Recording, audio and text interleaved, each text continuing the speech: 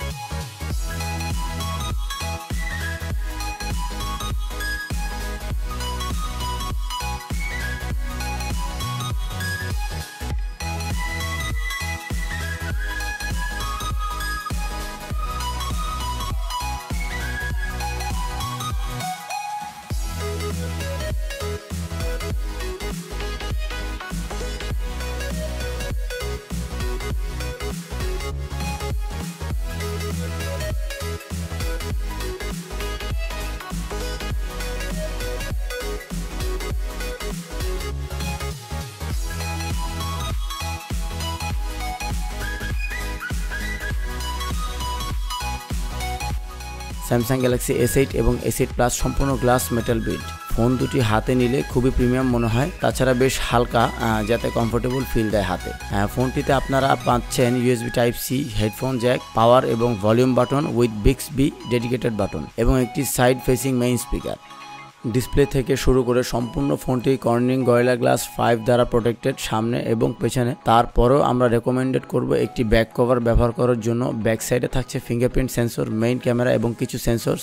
Fingerprint ছিল যথেষ্ট fast, কোনোবারই মিসরিড হয়নি, তবে পজিশনটায় মানিয়ে নিতে কিছুটা সময় লাগবে ইউজারদের। স্যামসাং গ্যালাক্সি S8 এবং S8 প্লাসে থাকছে যথাক্রমে 5.8 ইঞ্চ ডিসপ্লে এবং 6.2 ইঞ্চ ডিসপ্লে। দুটি ডিসপ্লে 1440 পিক্সেল বা 2K super AMOLED display. Display quality এক কথায় অসাধারণ এবং এর কালার স্যাচুরেশন এক কথায় দারুণ। এবারের S8 এর এইচ ডিসপ্লেতে ফিঙ্গারপ্রিন্ট রিভিউজ সিস্টেম পূর্বের থেকে অনেক অ্যাকুরেট, সানলাইট রিডেবিলিটিও ছিল দারুণ। তাছাড়া স্যামসাং একে ইনফিনিটি ডিসপ্লে বলেছে, যা আসলেও সত্য, কারণ এটি হাতে মনে হয় যেন শুধু ডিসপ্লেটা হাতে ধরে আছি। ইউজার এতে সহজে যে কোনো ধরনের ভিডিও কন্টেন্ট খুব দারুণ উপভোগ করবেন। স্যামসাং গ্যালাক্সি S8 পাওয়া যাচ্ছে স্ন্যাপড্রাগন 835 এবং এক্সিনোস 8895 চিপসেটে, দুটি ভ্যারিয়েন্টে। ফোন দুটিতে র্যাম ব্যবহার করা হয়েছে 4GB এবং স্টোরেজ অপশন দেওয়া হয়েছে 64GB। দুটি ফোনই আমাদের কাছে ডুয়েল সিম ভ্যারিয়েন্টে পাবেন এবং গ্লোবাল এডিশন। ফোনটির পারফরমেন্স নিয়ে আসলে তেমন কিছু বলার নেই, কেননা এটি এখন পৃথিবীতে সবচেয়ে পাওয়ারফুল মোবাইল প্রসেসর। ডেইলি ইউসেজে এটি খুবই ফাস্ট, কোনো ধরনের ল্যাগ দেখতে পাবেন না আপনারা। তাছাড়া এতে ব্যাটারি থাকছে 3000 mAh, যা একদিন ব্যবহারের জন্য যথেষ্ট।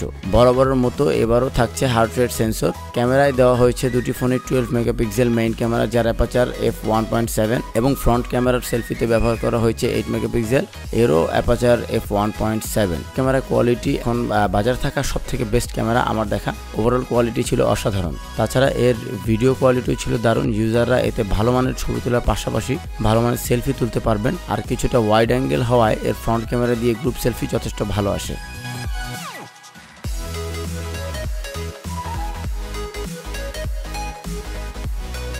এবারে স্যামসাং ইউআইতে অনেক পরিবর্তন আনা হয়েছে। ইউআইকে কিছুটা মিনিমালিস্ট রেখেছে স্যামসাং।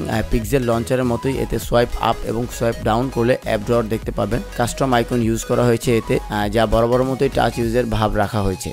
সেটিং প্যানেলেও অনেকটা অ্যান্ড্রয়েড নোগাটের মতোই। স্যামসাং এর বড় আকর্ষণ এবার পার্সোনাল অ্যাসিস্ট্যান্ট Bixby। এটি ব্যবহার করার জন্য পাশে একটি ডেডিকেটেড বাটন ইনক্লুড করেছে স্যামসাং। লেটেস্ট অ্যান্ড্রয়েড ভার্সন 7.1 নোগাটে রান করছে ফোন দুটি এবং ভবিষ্যতে ইউজাররা নিয়মিত সফটওয়্যারের জন্য সিস্টেম আপডেট পাবেন। এই ছিল টেক অ্যান্ড টক বিডির পক্ষ থেকে আপনাদের জন্য আমাদের নিয়মিত প্রচেষ্টা। আমাদের চ্যানেলটি সাবস্ক্রাইব করতে ভুলবেন না নিয়মিত আপডেট পাওয়ার জন্য, এবং যে কোনো ধরনের তথ্য ফোন সংক্রান্ত ইনফরমেশনের জন্য আমাদের ফেসবুক পেজে যোগাযোগ করুন।